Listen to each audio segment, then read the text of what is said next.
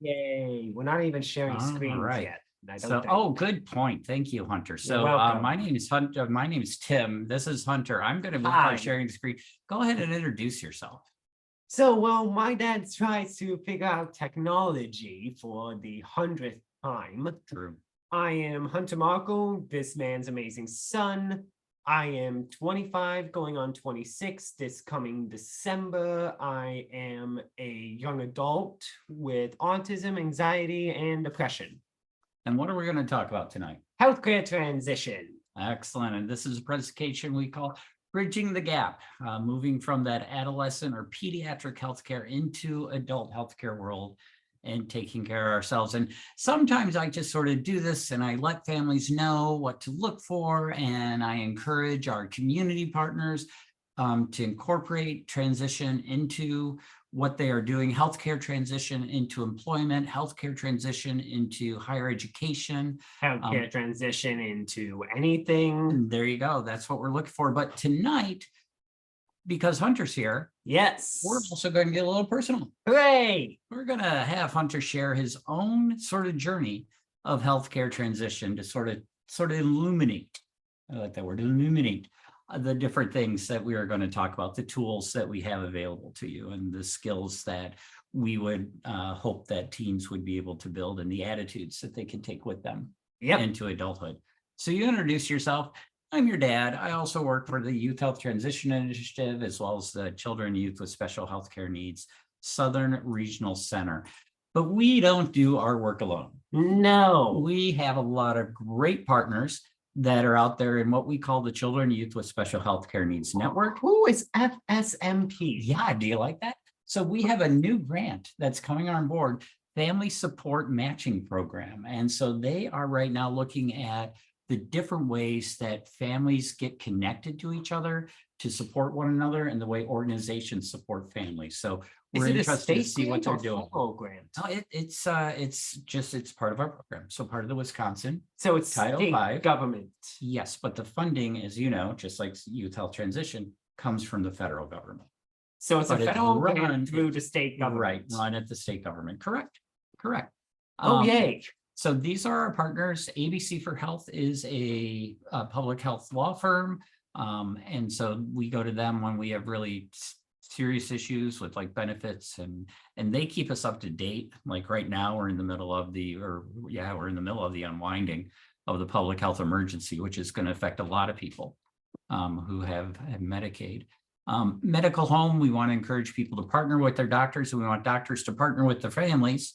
Family Voice of Wisconsin, fantastic resource for advocacy. They have some great fact sheets.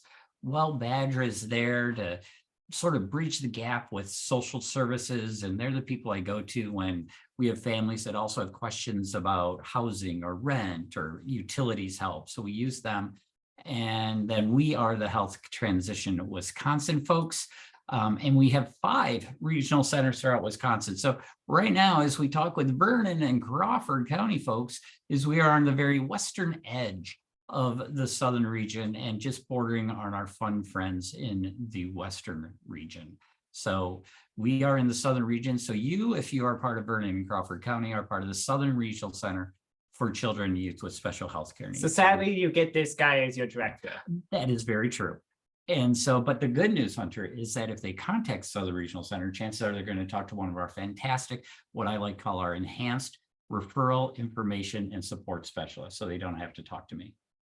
So basically they get a glorified secretary that gets paid more than you. Well, they do get paid, but no, not a glorified secretary, man. Those are like parents who have children with special health care needs. Some of them are social workers. They're amazing people. So people in general that should get paid more than you. Yes, because they help more families than me, and they know how to help families, so they know how to listen to families.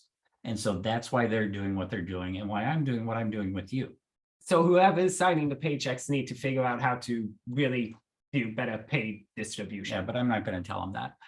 So I'm willing we are going to talk about health. Yeah, you're not even getting paid. We're going to talk about health transition, about how do we support our youth in transitioning into adult healthcare. And if you get tired of looking at us, and if you get tired of just looking at the slides, is we do have our friend the Yeti. which stands for Youth Health Transition Initiative. The Yeti is there, waving high. He will appear throughout the slides. So feel free to count them. We have a wonderful prize tonight for the person that gets it correct. I'm going to go down and I'm going to take anything I want out of Hunter's room and I'll send that to you. How's that? I did not sign this agreement. Oh, okay. Well, maybe there won't be a prize tonight then. Hey, you want to tell people what we're talking about, what the Health Transition Wisconsin Yeti, what we are trying to do? So the main purpose is to ensure a high quality, developmental, appropriate healthcare services that are available to everyone and anyone out there in the greater Wisconsin area, or even beyond the borders of Wisconsin. That's right. We don't know where this recording is going to end up. And it's primarily used to help with the transition of young adult, well, teenagers and maybe a few kids younger than teenage, understand how to transition into adult healthcare services and given other tools to them as well outside of the healthcare world. So when do we try to encourage people to start thinking about this healthcare transition? Preferably before the age of 18, before that transfer of care happens. That's right, because what we're talking about is that process of transition of taking charge of your healthcare when you're an adolescent, when you're a teenager, all the way through to continuing to take charge when you're adult. But somewhere in there is this time. So that's a journey. But there's this event that happens that's called the transfer of care. Yep. Where there's actually a new doctor who's responsible for partnering with you for your healthcare. Or a specialist. Right, or a specialist. And that can happen between 18 and 22 years of age. Correct. That's that transfer of care. But the journey of transition, maybe 12 through 26. Yep. And so the other things that we do is we do work with healthcare providers and organizations so that we encourage the health clinics to own healthcare transition so that they can be there to help their families transition into the adult world. We have a really cool website. We do a lot of outreach. We partner with trainings and exhibits and community partnerships, and we sit around and we do stuff like this tonight. Yep. So what are we going to talk about tonight? What healthcare transition means, introduce the transition readiness assessment for both parents and youth, 8 tools that is useful for healthcare transition, and discuss ways to get youth to talk about their own health and how to be an advocate for their healthcare. That's right. That advocacy is really, really important. Very much so in this day and age. So let's go to a little bit of personal stories type. Speaking of an advocate, you didn't really advocate to get out under that rock. No, I did not. No. Do you remember the story about you getting out under that rock? Well, it first started out with, I believe, my sister or one of my cousins going out to that rock, followed up by mom, then you and mom, then another one of my cousins, and then you and me. Yeah. So were you like, you were just, did you want to get out under that rock? No, I did not want to go out onto that rock. So Thank you very much. That rock is just off of a pier. Yep. That's up in Door County. Yep, specifically around the Fish Creek area. And so there's water all around. You're not the biggest, you don't mind water. No, I don't mind water. I just don't like swimming. There you go. So you're not like the biggest fan of it. No. And so you had to step off the pier and onto the rock. Well, onto a few smaller rocks onto that larger rock. That's beside the point. And well, at first you didn't want to go. No. So what we did was we, like you said, you saw other people. Yep. Who were able to go out on the rock. Yep. And we gave you time so that you could do it in your own manner, your own time. Yep. Because we didn't just force you into this. There was a process involved. Yeah. And then I went ahead and invited you along. Yes, you did. And as you could tell by the way that my hand is being broken, I supported you. while you're out there. Yes, and also that's that's my hand holding your hand. Yeah, you're like, my thumb is like getting broken. So yeah, you were squeezed really forcefully. That is a good Mainly point. because you and mom went up like 2 years ago and said rock is now under that beautiful lake in the background. That is very true. The water level of the lake has risen. That rock is no longer standable on. It is under too much water to be able to get out to. And before anyone asks, no, the abominable snowman was not there, aka the Yeti. True. So the reason He was why transplanted later. the reason why we tell this story is to remind people that transition is a process. Yep.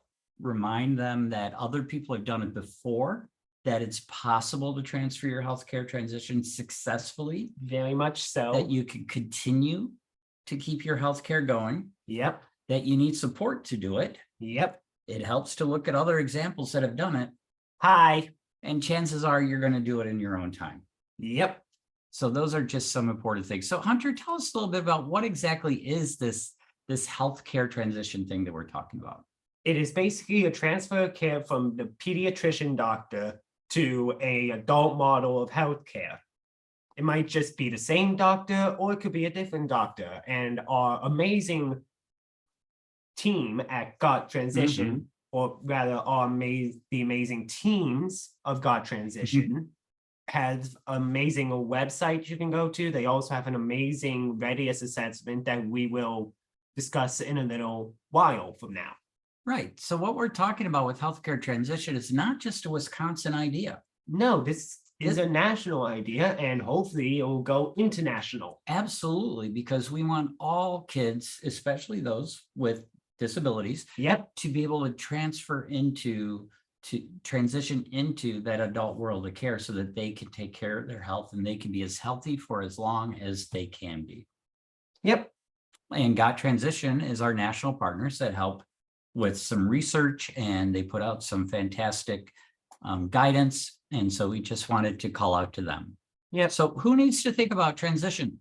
Teens, families, supporters of said teenager, Yeah. teachers, IEP team leaders, medical care professionals. How about employers? Or Oh, employers, should 100%. employers be Employers. concerned about health and Yep. health transition? Yep, employers. Sadly, politicians. Yes, politicians should be aware and should be part of the discussion. Absolutely. And why is it so important if somebody has a disability or a special healthcare need? Because their care team might change entirely, be it the hospital True. or just the team leader of their care. That's right. So their team leader could change, the hospital they go to could change, their specialist could change. Yep. So their whole care team that Even maybe their they've been medication might change if they're staying at home. Absolutely. The medications could change as our bodies grow. Medications may do different things to our Right. bodies. So we have to have specialists who understand our adult bodies. Right. But that's really So hard. that means also pharmacists need to be in tune to the healthcare transition Yes, costs as well. They do, because pharmacists can also be important in teaching people how to fill their prescriptions and fill their medicines. Yeah. So yeah, they could be an important part of the team as well. And also I'm keeping that out of tonight's discussion. Okay. Good for you. I don't know what it is, but we'll get there if we need to get there. But we want to have this continual care for our families who have children with disability and healthcare need. And a lot of times as families, we've gotten used to our doctors, we've gotten used to the systems, and we've lived in them for 18 years, and it can be really hard to change. And sometimes what happens with healthcare transition is that it like surprises people. Yep. You think about moving out of the house, you think about getting a job, you think about going to school, you think about where am I going to live, you learn how to drive the car, all those things. And then all of a sudden, because hopefully you have parents that are helping you take care of your health care up until 18. Yep. But then things change when you turn 18. And healthcare and health, it pretty much affects everything in life. Very much so, from increased independence, success to day-to-day life, possibility of going to higher education, like a university, a trade school, or a technical college. Mhm. And especially when it comes to the workforce, because of COVID shutting down so many businesses true. and everything.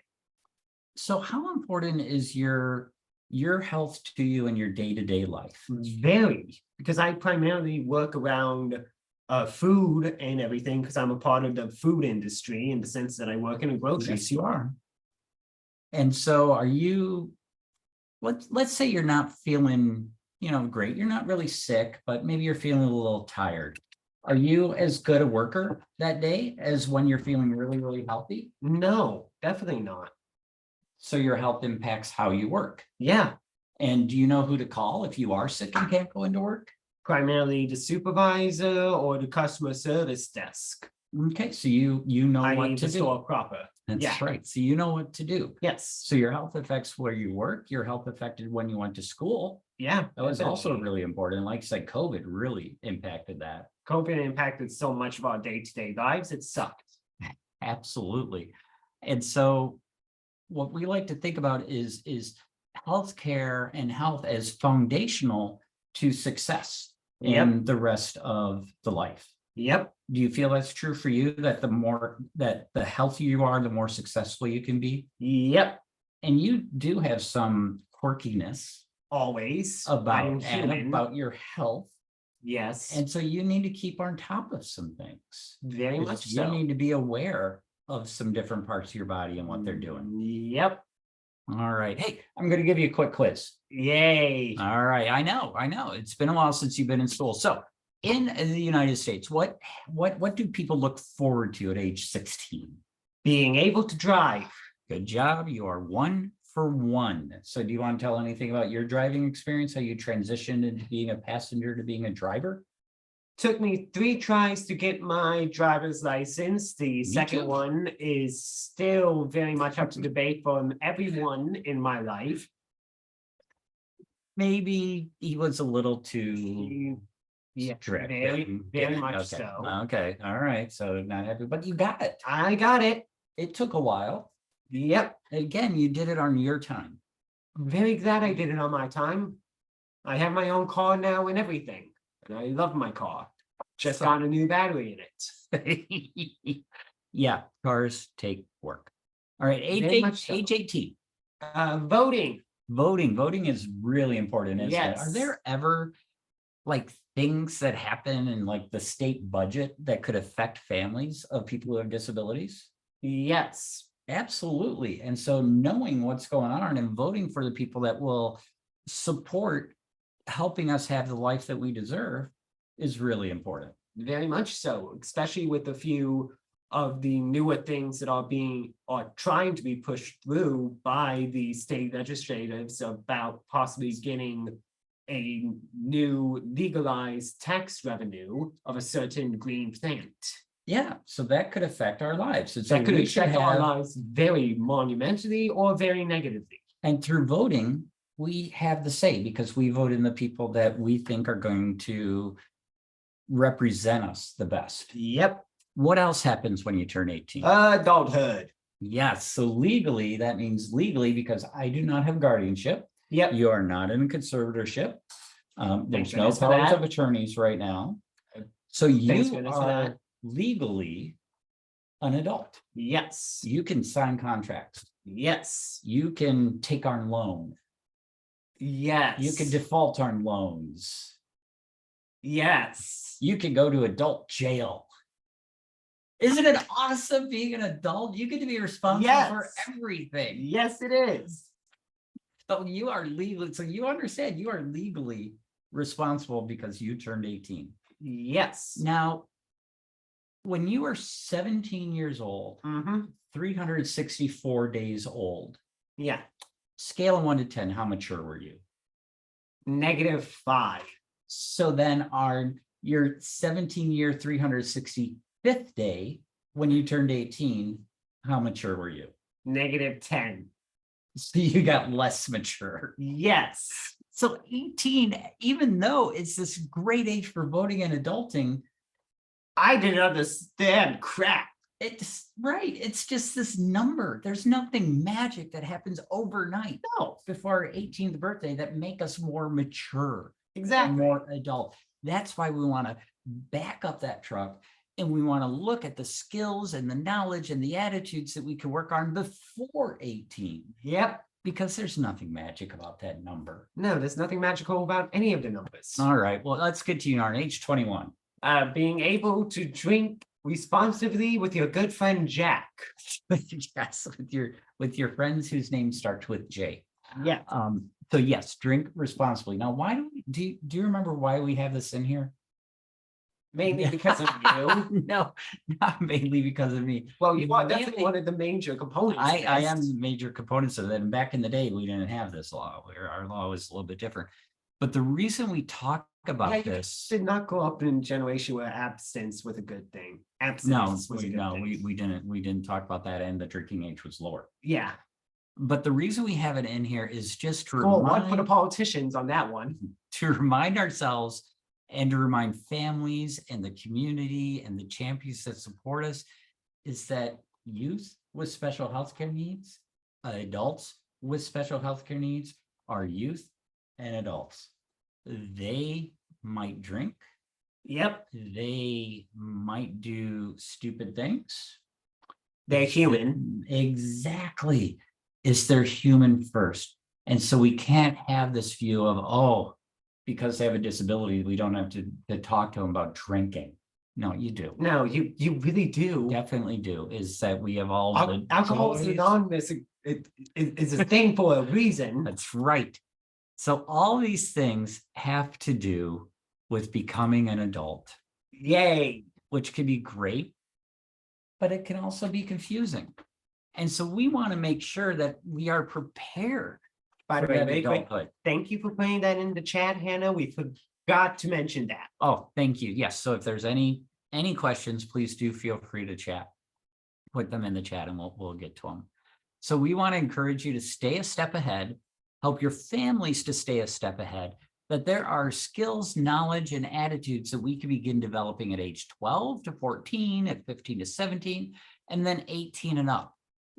We have these ideas about what are some skills, what's some knowledge that we need to know, and then what's the attitude that we need to take forward with us into adulthood. So now we want to talk about our tools and resources that we have going on. Yay. So we're going to talk about 8 tools of transition, and then we're also going to talk about the readiness assessment.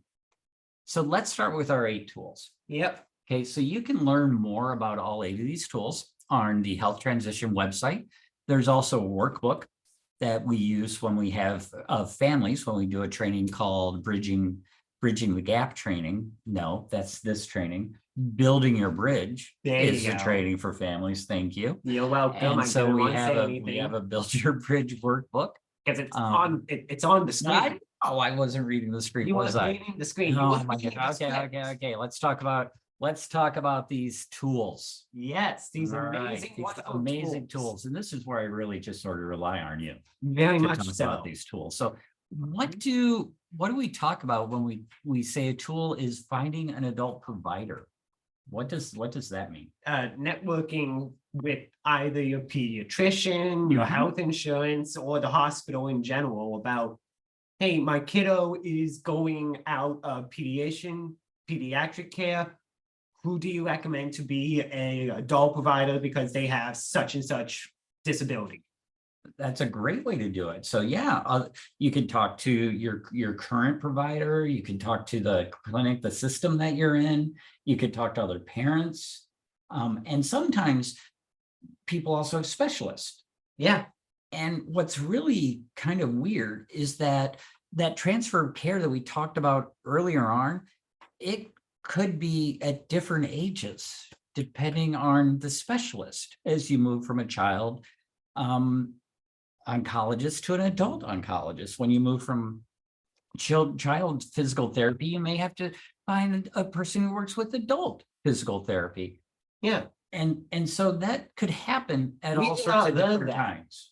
We did not learn this that well. Not that well. So No. Do you want to talk about how you got your primary care doctor? Basically, it was my parents asking my the current doctor at the time, we want you to be more one-on-one with our son. He just simply asked why.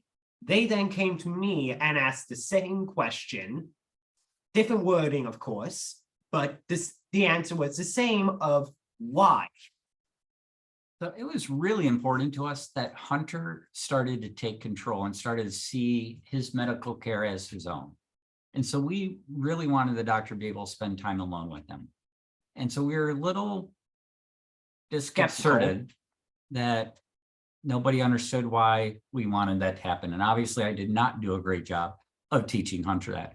No. But luckily, I really enjoyed my doctor. Yes. And so I talked to him and said, would you be comfortable with having a patient who is on the spectrum?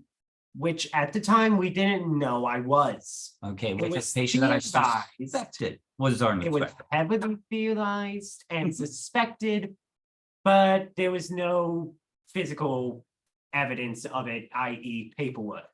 There was not a medical diagnosis. Thank you. That was the Of term I autism. was thinking of. So what do you like about your doctor now?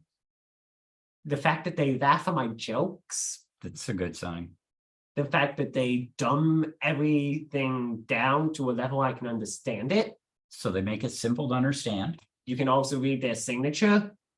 That can be important if they write your notes or sign your prescriptions. Do they explain things to you? Yes. Cool. As I said, they dumb things down. Okay. And is the only person you interact with your doctor? No, the nurses also laugh at my jokes. That's very, so you pretty much have a healthcare team. I have an amazing healthcare team. Okay, anything else that you like about them? The fact that it's a network and a part of the health insurance. You have learned so much. Yes. So we're going to talk about in-network care and health insurance in just a And how little to bit. make that decision. So yeah, let's talk a little bit about decision making. Yeah. So right now, before you turned 18, Yep, your mom and I made your medical decisions for you. very much so, with possibly no input or very little input from Well, me. when you were younger, pretty much no input from you. As you got older, Well, we there was would a try couple to things you would include. ask from time to time. Do you remember what those were? Are you free? And can we pull our son out of the class to go to a healthcare provider?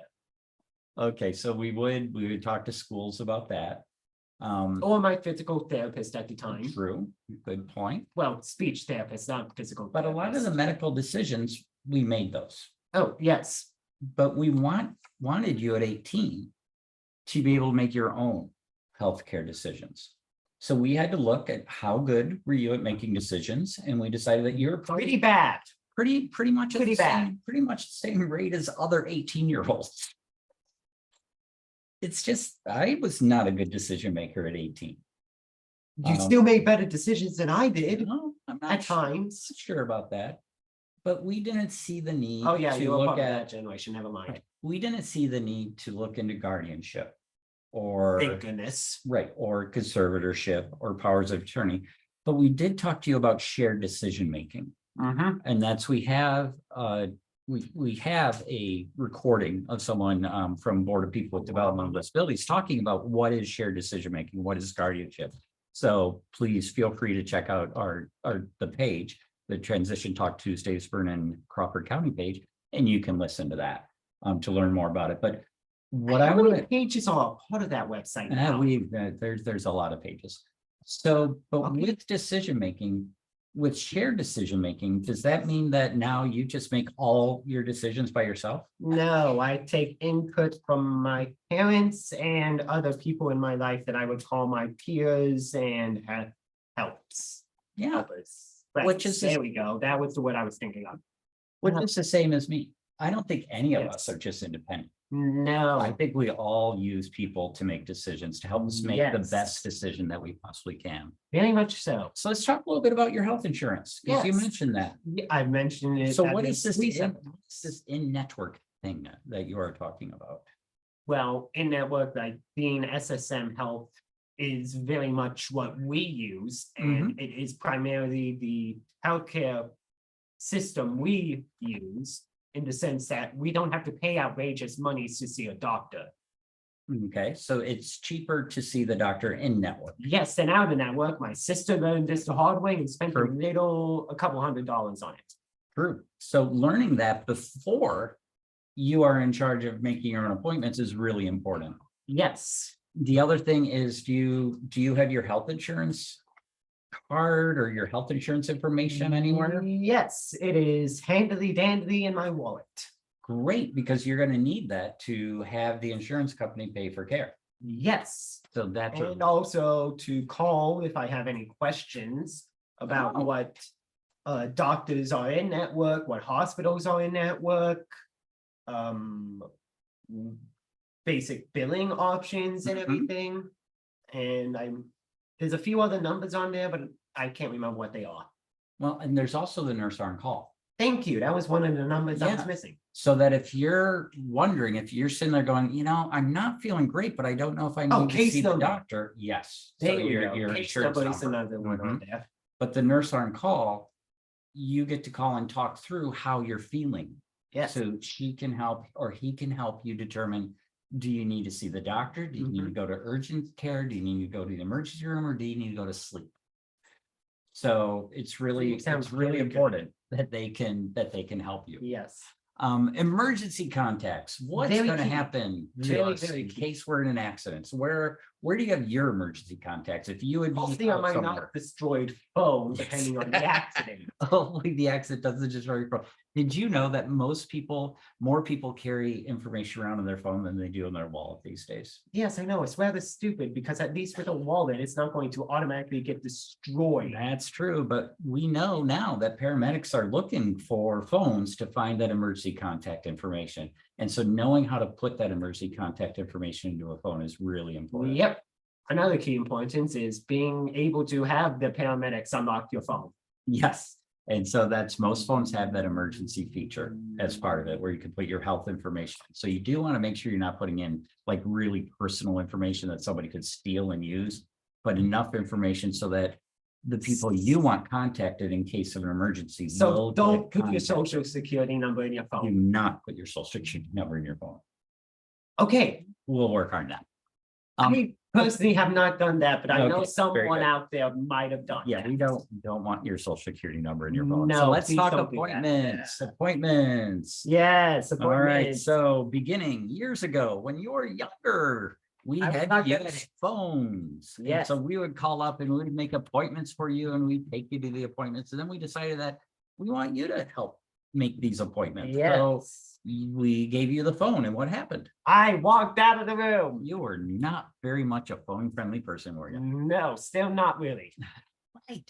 And there's a lot of people your age that are not comfortable talking on the phone. No. But we walked you through, we sat there with you, and we told you what they were going to ask. We practiced how to Yep. make an appointment. Yep. And then we had you sort of rehearse what you were going to say. Do you remember the stuff that they asked for when you call to make an appointment? Place of residence, birth date, name, and because this was the early 2000s, zip code. Yes, so they do ask your zip code. That is, they still do.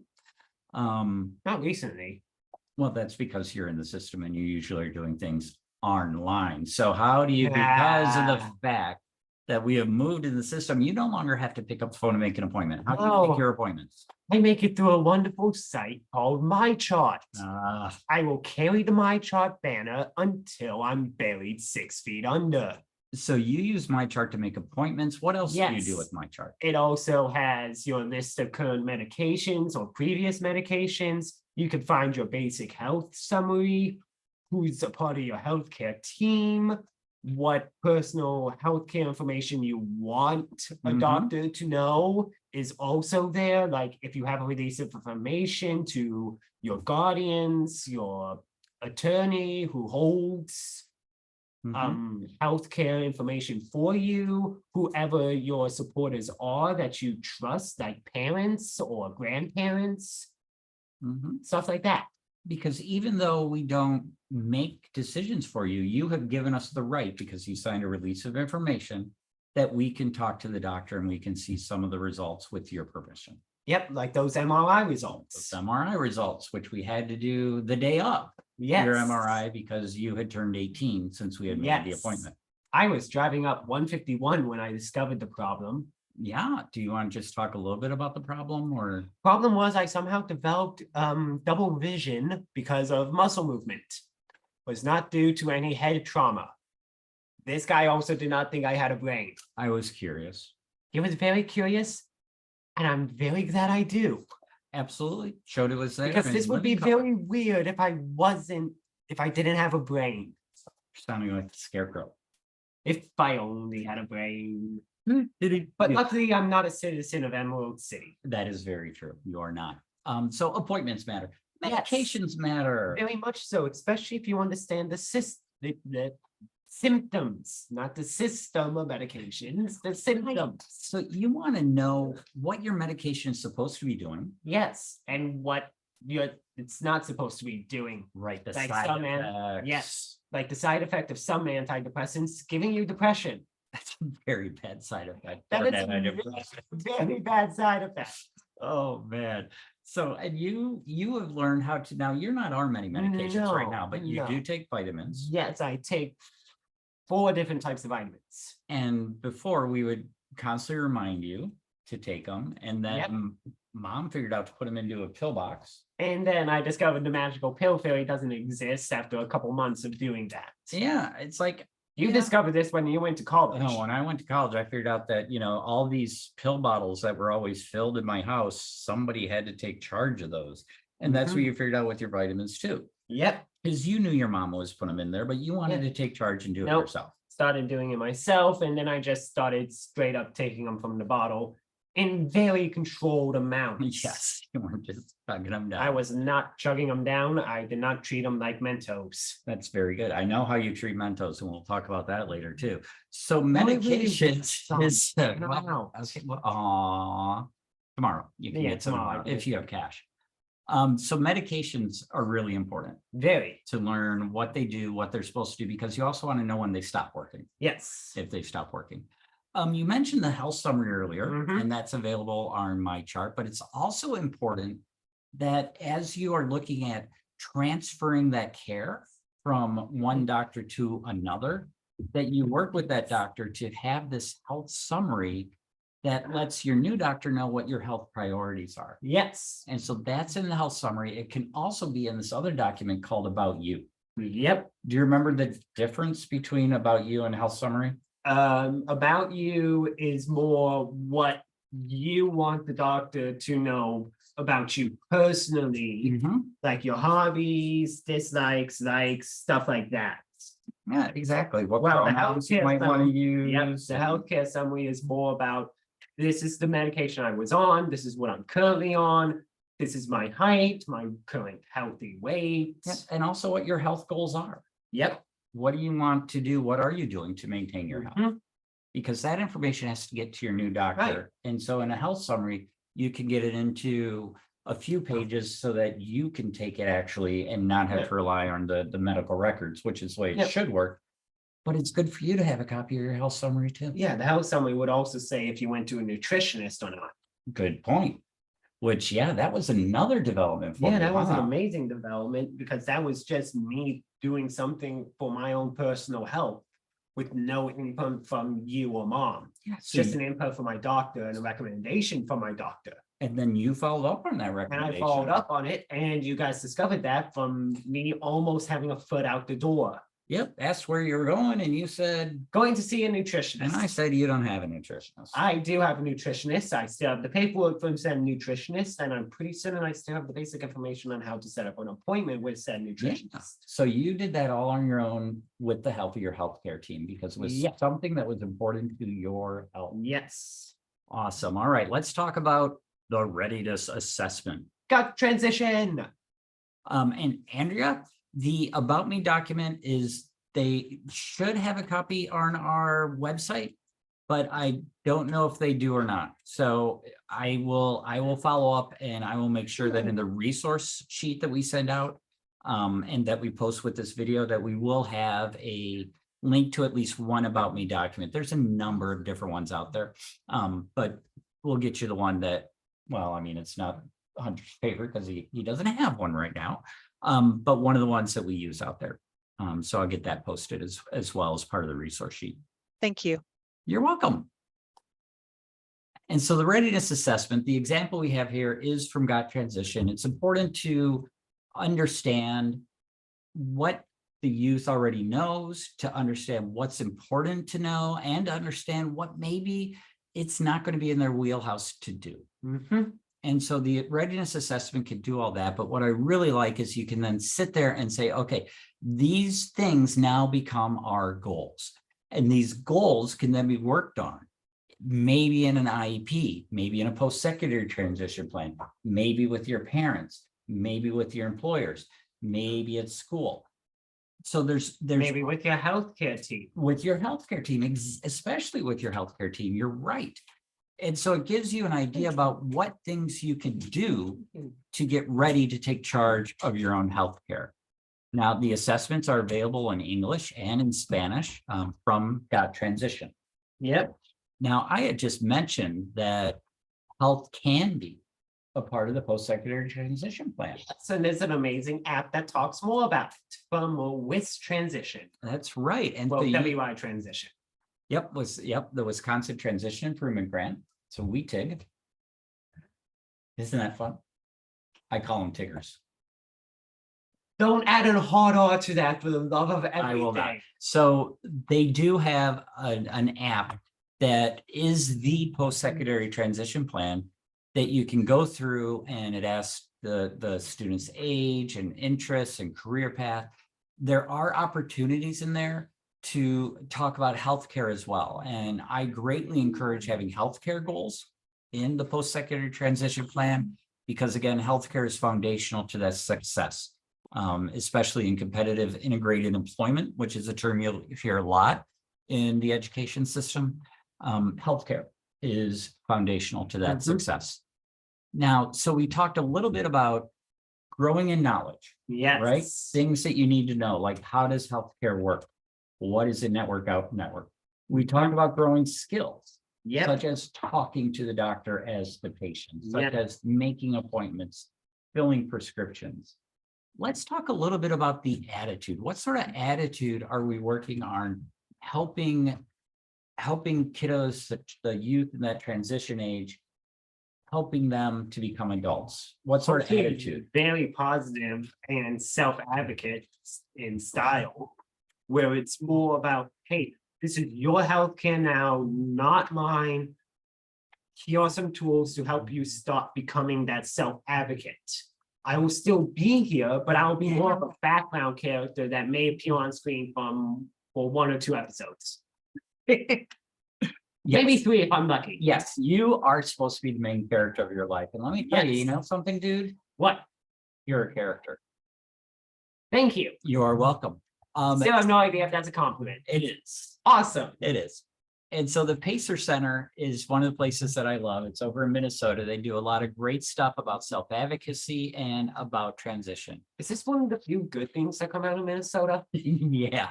Because outside of the family member that lives there, of course. Right, because their sports teams are horrible. He's not wrong. So let's just review. Healthcare is important in a variety of settings. So many settings. From healthcare itself to employment, to being able to live independently, to being able to live. Okay, this seems like your sort of question from Hannah. Yes, conforms come in other languages. There are a number of different languages on the Got Transition website. Does have at least Spanish, and I think they have Hmong and English, but it's not fully. We don't have as many, right? We don't have as many languages translated as we want to. So Got Transition should get on that. Like a lot of it, it's hit or miss on which forms are translated, which forms aren't. So we're not quite where we should be yet on that. Hopefully in the future, we might be. And so I would love to 2026. Right, but I would love to talk about what are the different languages that we may need to look at for the western part of Wisconsin, Hannah. So let's have that discussion later, and we can see what we can do with our transition resources. Talking about transition resources, just really briefly. You changed that. You changed it. Beth gave me a new one. Beth is an amazing coworker. She is. And so we no want problem, to remind. I figured this was a question more for him than me. And so we want to put health transition into the timeline. And so we put together just this really brief timeline that it's education, should be starting with your post-secondary transition plan at 14. If you need to, as you get older, you're going to want to know about the Aging and Disability Resource Center. They are the ones that will help transferring any public benefit care like Medicaid, Katie Beckett, moving into the long-term care system as an adult. That all goes through the Aging and Disability Resource Center. So TTTs are very helpful and very useful, and we should build more of them. Nah, we got enough of them. They do a good job. We need more centers like mine. We need the both. youth. We need more of both. Even if you have a disability in your mail, you still need to register for selective service. Now that need was a to- serious question for myself. Well, we'll talk about that later then. Yeah. You need to make decisions no, it about probably who's does going to fit in be with what we the decision maker, along with then if you have SSI, supplemental security income, changes have to be made to be able to transfer that as well. And then we get to 18 with who is going to be making the decisions. Now, healthcare itself has its own timeline, where we encourage the physician's office to make youth and family aware of their transition policy, start planning as early as 14 for who is going to make those decisions, who's going to be the care, provide the specialty, provide the primary care, start talking to the doctors alone, and then hopefully transitioning about 18 to that transfer of care between 18 and 22 to adult specialists and adult care until there's a full integration. So I decided that I wanted some really busy slides. So I put together a really busy slide called Healthcare Transition in one slide. And so we talk about the transition readiness, but what I like about this is the fact that it shows you all the parts of transition, from the whole sense of preparing for transition to that actual transfer of care. But transition isn't complete until our youth are fully integrated into adult healthcare. And that's when transition is done. I'm sorry, but I am being assaulted by so many colors that I don't even know what I'm seeing right now. No, it's really busy. But you can see decision-making matters all along the line. These are things that you work on preparing for that transition. We have to remember that it's about our knowledge, our skills and attitude and growing them. And then the important questions that we ask. Yeah, true. What part of it can the youth do? What part of it can the family do? Yeah. What part of it can health professionals do to help along? What can educators do? What can employment agencies do? What can employers do to help this transfer? What can politicians do? Right, to help the transfer, to help healthcare, to help that person become fully integrated into adult healthcare so that they can be the decision makers. Yeah. We have some final recommendations for parents, break it down, but we'll send this out to you. We'll send this out and No everything. worries. Most of all, be remember, kind. healthcare isn't always just also physical and everything, because That's true. sometimes it also is mental health. And And there that are, transition is a lot harder depending on the disability you're right, and everything. because sometimes it doesn't go as smoothly. No, because depression can be different for everyone. Absolutely. My depression is different from your depression.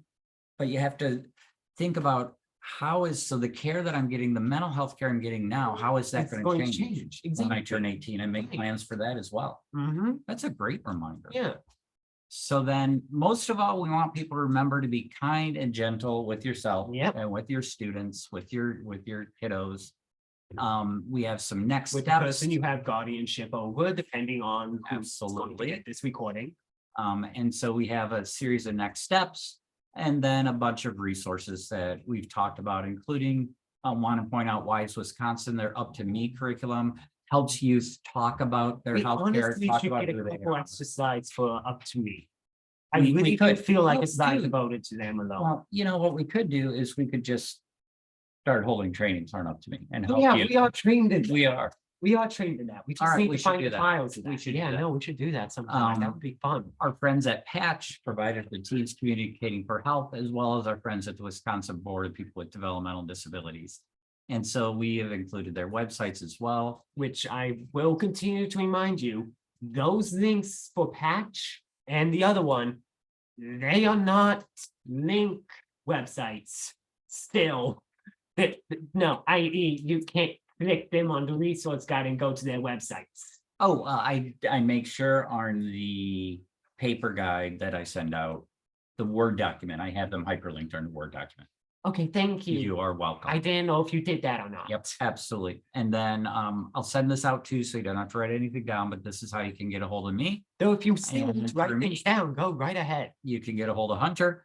Yes. Thank you so much for being here and for listening about and thinking about how healthcare is foundational to all the other parts of transition and what we could do to help increase successful healthcare, because according to the numbers, it's not going great. So we No. could do a lot better job than we're doing right now. And that's what we're trying to do. Also, I just noticed that the last few moments we glitched out closed captioning. It was frozen for a good Oh, 5-10 That's too seconds. bad. So thank you so much for being here. We will gladly take any questions that you might have. Oh, I love technology sometimes. Thank you. That was very helpful. You're Thank you, welcome. Andrea. Thanks for being here. I'm sorry Jen could never get connected to audio. All right. You have a good evening. You You too. as Thank you so well. much. Thank And you. I will make sure that I have an about you included on that resource sheet. Make sure Great. that I Thank you get so one. much. You're Yep. welcome. By the way, Bye-bye. we're still recording.